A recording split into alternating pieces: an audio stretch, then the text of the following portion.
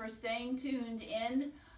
This is this year's edition of Jumpstart's Read for the Record. And hopefully I've got lots of faces out there listening. All right, so today's story is called Evelyn Del Rey is Moving Away. There's our title. Our author's name is Meg Medina, so she's responsible for telling the story. And our illustrator is Sonia Sanchez. Now, throughout the story, we're going to notice that our two main characters, the girls here, their mood is going to change over time based on what is happening. Zoe over here is going to help me with the mood meter chart that we have here. And your teachers have one of these in the classroom too. They may have it up on the Elmo or whatever so that you can see. You don't have to fill it out in the classroom, but it might make it a little bit easier for you to see. And this is something you guys can use at other stories too. So our characters may be excited at times. They might be acting a little silly, be sad, hopeful. Based on the title, Evelyn Del Rey is Moving Away, you can probably imagine a little bit of one of the feelings anyways that the girls are going to be experiencing. All right, so we're going to pay attention to that. We'll go over a few vocabulary words as I work my way through the story as well. And then at the end, we've got a little bit of follow-up activities.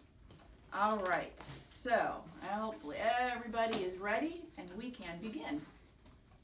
Evelyn Del Rey is my mejor amiga, my numero uno best friend. Come play, Daniela, she says, just like she always does. Just like today is any other day. So think about what kind of a mood are you when your friend asks you to play? Probably pretty happy. So we're going to start there with happy. Thank you, Zoe. So I bundle up and cross the street. Now, bundling up in Florida is a little bit different than other places. So what she means by she's bundling up, she's putting her coat on. We don't get many of those kinds of days. So I bundle up and cross the street. A big truck with its mouth wide open is parked at the curb, ready to gobble up Evelyn's mirror with the stickers around the edge, her easel for painting on rainy days, and the sofa that we bounce on to get to the moon. So when we look at the back end of the truck as it's open, and she refers to it gobbling up, is the truck going to eat those things?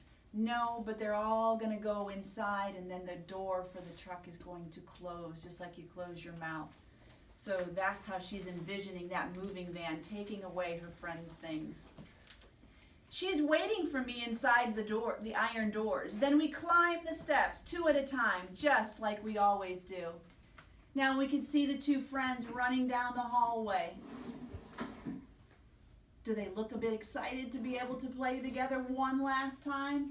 So we're going to change our mood there to excited. We sneak past grouchy Mr. Miller's door and wave to Mr. Sue, who's feeding pigeons from the hall window. Senora Flores gives us each a cookie and says, "It's the big day," when we walk by. So that can still be exciting, so we're going to leave that right where it is. Our apartments are almost twins, just like us. That's why I already knew all the good hiding places for hide and seek, and the spot behind the heater where we keep our special finds. The girls are continuing to play while Mama's packing up those boxes. But the walls in Evelyn's room are sunny yellow, while mine are pink like cotton candy. And I live with my mommy and a hamster, and she has a mommy and a puppy and a cat. We are mostly the same, just like our apartments, but not after today. So we can sense her mood is starting to change there. She's probably feeling a little bit sad because her best friend is moving away. So Zoe behind me is moving our mood meter there down to sad. We find a still empty box near the door. In no time, I am a bus driver steering. You broke the camera. Okay, little camera trouble here. Just get it back up there on the thing. I'm going to keep going. Hopefully we're okay. We find a still empty box near the door. In no time, I am a bus driver steering us all over the city. We play until the tables that where bus stops are gone, and the beds that were skyscrapers have vanished too. When we look around, everything has disappeared except for us. So as the girls are using their imagination here and using the box to pretend that they're a bus driver and playing and zooming all over the place, they're probably feeling a little bit silly. We can move that temporarily, but now they say everything is vanishing, almost like a magic truck. But we know where it's vanished to, that moving van. Soon the truck outside rumbles off and there is a knock on the door. "Hide," we say, giggling, just like we always do. But our mothers see us before we can slip away. "Time to go," Mommy says. Do you get the sense that things are changing from their playful silliness? Evelyn and I hold hands in that wide, empty space. We lean back and start to spin in circles, faster and faster, until everything is a blur around us. Our fingers slip, but we don't let go until we wobble to the floor. "We can't talk every day after school," I told her. Or "we can talk every day after school," I tell her, though the world is still whirling. "And you can visit me this summer," she says, "and spend the night." So now they're looking ahead thinking, all right, we won't be able to see each other every day, but we can talk on the phone. They're looking ahead to summer vacation, so they're making plans and feeling a bit hopeful for keeping their friendship together. But I know that tomorrow everything will be different. Evelyn will be in a new home that doesn't match mine. So we can see here that, now things are turning sad. Daniela is in her old home, and Evelyn looks somewhere similar to Florida. There's lots of palm trees there. Before we leave, I spot something in the corner left behind the dust. It's the last of Evelyn's sparkly stickers. We go downstairs and I press a heart on her little cheek to seal our promise. Then she does mine just the same. You can get that sense that the girls are just wanting to be close for just a little bit longer.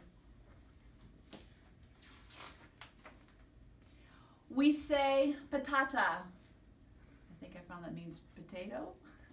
While Mommy takes a photo. I guess instead of cheese, they're going to say potato. We do our secret handshake one more time. And then Evelyn hugs me really hard. Are we on sad? Mm-hmm. Yes, the girls are feeling sad. Evelyn Del Rey is moving away, so she won't be right here anymore.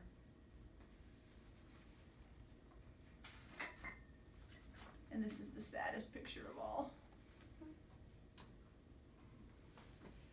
Mommy says, do not be sad, that we will both make new friends.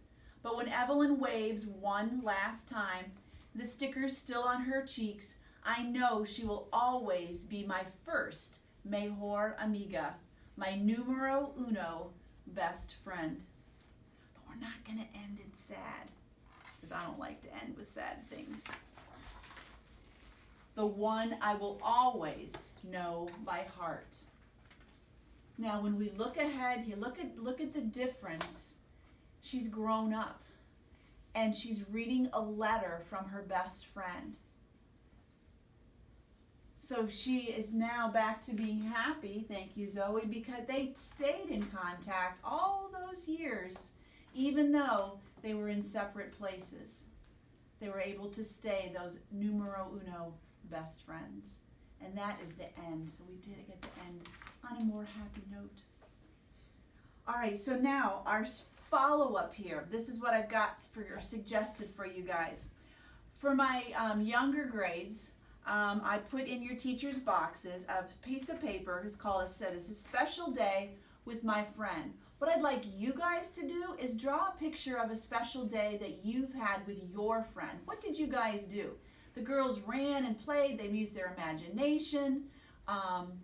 What kinds of things do you like to do with your friends? And if your teachers can share some of those with me, I'll share some on the morning show or post them here in the library. For my older kids, get out a piece of notebook paper. I want you to write a letter to a friend or someone that you know. You could even write to somebody here at Sharamani on staff or other students. If you write to the staff members, I'm sure that we'll write back to you. You just have to give us time if somebody gets a lot of them. But just write a letter, all right? Tell them how you're thinking, how you're feeling. What did you think about the story, all right? So you guys, your extension is to write a letter. The teachers, for all of you, you have our tally sheet in your boxes. Just record how many kids got to hear today's story, whether it was live or on the recording that we're making right now, and get that to me so I can total up how many students we had here at Sharamani and add it to all the other classes in the district. All right, I hope you enjoyed. Evelyn Del Rey is moving away. Thank you very much to my technical assistants in here, and guys, have a great day. Bye.